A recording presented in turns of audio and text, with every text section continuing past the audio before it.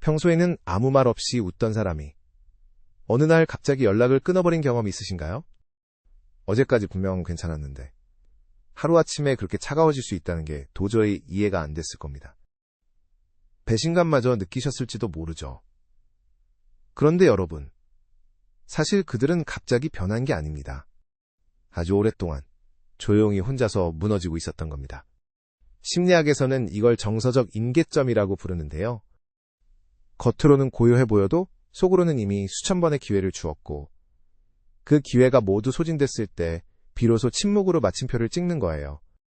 오늘은 한 번 돌아서면 절대 뒤를 돌아보지 않는 사람들의 소름 돋는 특징 4가지를 심리학 연구를 바탕으로 낱낱이 풀어드리겠습니다. 끝까지 보시면 내가 왜 그 사람을 놓쳤는지 혹은 내가 왜 그렇게 단호해질 수밖에 없었는지 명확한 답을 얻게 되실 겁니다. 첫 번째 특징은 바로 싸움 대신 침묵을 선택하며 감정의 장부를 기록한다는 점입니다. 심리학적으로도 갈등을 표출하는 건 관계를 유지하려는 의지의 표현입니다. 하지만 이들은 갈등 상황에서 입을 닫아버립니다. 이를 심리학에서는 수동적 회피라고 부르는데요. 말해봤자 입만 아프지. 어차피 이 사람은 변하지 않아 라는 생각으로 마음속에 부정적 감정 장부를 써내려 갑니다.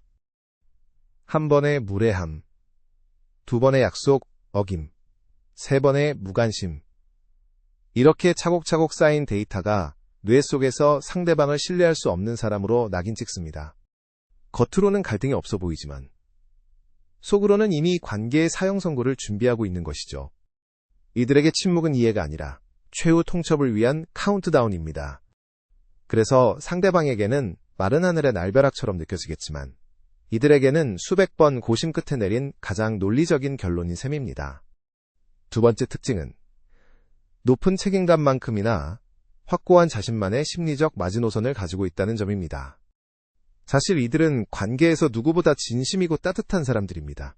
처음에 자기 사람이다 싶으면 모든 걸 내줄 것처럼 헌신하죠. 하지만 그 헌신이 깊은 만큼 그들이 그어놓은 최소한의 예의라는 선이 아주 뚜렷합니다. 건강한 경계를 가진 사람들은 선을 넘을 때마다 경고등을 켜지만 이들은 그 과정을 혼자 조용히 감내합니다. 여러분 주변에 이런 분 꼭 있지 않나요? 부탁을 거절 못해서 늘 손해보면서도 웃고 마는 사람이요. 이런 분들의 인내심은 무한한 샘물이 아니라 정해진 용량이 있는 배터리와 같습니다. 상대가 무례한 말을 내뱉거나 나의 배려를 당연한 권리로 착각할 때마다 이들의 배터리는 야금야금 깎여나갑니다. 그러다 마침내 배터리가 0%가 되는 순간 이들의 뇌는 자기 보호 기제를 강력하게 작동시킵니다. 더 이상 이 관계는 나에게 안전하지 않아 라는 결론을 내리는 거죠. 이때부터는 그 어떤 사과도 눈물 섞인 후회도 더 이상 들리지 않습니다. 왜냐하면 이들에게 단호함은 상대에 대한 복수가 아니라 망가진 나를 지키기 위한 마지막 생존 전략이기 때문입니다. 여러분의 탓이 아닙니다. 사회심리학의 사회적 교환 이론에 따르면 인간은 관계에서 얻는 보상보다 비용이 커질 때 관계를 정리하려는 경향이 있습니다. 이 관계는 밑 빠진 독에 물 붓기라는 확신이 서는 순간 아주 냉정하게 독 자체를 깨버립니다. 어쩌면 그동안 당신이 그들의 배려를 당연하게 여기며 그 마지노선을 밟고 서 있었던 건 아닌지 한 번쯤 아프게 되돌아봐야 합니다. 세 번째 특징은 관계를 유지한 시간보다 관계의 질을 압도적으로 중요하게 생각한다는 점입니다.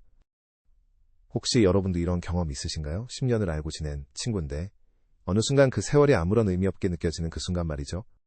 이분들에게 관계란 얼마나 오래 알고 지냈느냐가 아니라 서로에게 얼마나 진실하고 건강한 영향을 주고받느냐가 핵심입니다. 보통의 사람들은 그동안 쏟아부은 시간과 감정이 아까워서 망가진 관계를 억지로 붙들고 늘어집니다. 하지만 한번 돌아서면 끝인 사람들은 냉정할 만큼 현실적입니다.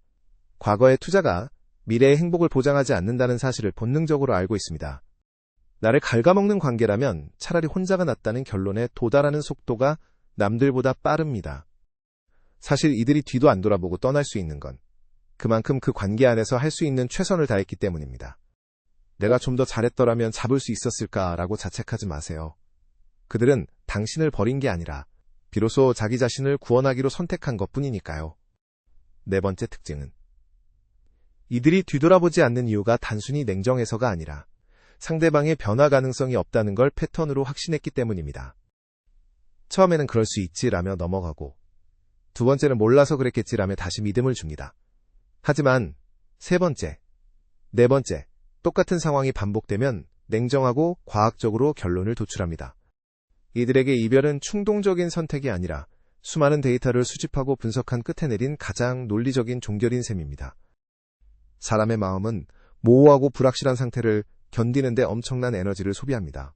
내가 더 잘하면 변할까라는 고민은 영혼을 갉아먹는 일이죠. 그래서 이들은 더 이상의 에너지 낭비를 막기 위해 관계의 종료라는 명확한 결론을 선택합니다. 정말 무서운 사람은 화를 내는 사람이 아니라 더 이상 화조차 내지 않는 사람입니다. 비난도 원망도 잔소리도 결국은 당신과 잘 지내보고 싶다는 간절한 신호거든요. 그런데 그 신호가 무시당해 인지적 종결 단계에 들어서면 마치 전원을 끄듯 감정을 차단해버립니다. 지금 누군가 당신에게 아무런 말 없이 등을 돌렸다면 그건 그가 독해서가 아니라 당신에게 보냈던 수많은 구조 신호가 모두 바닥났다는 뜻일지도 모릅니다.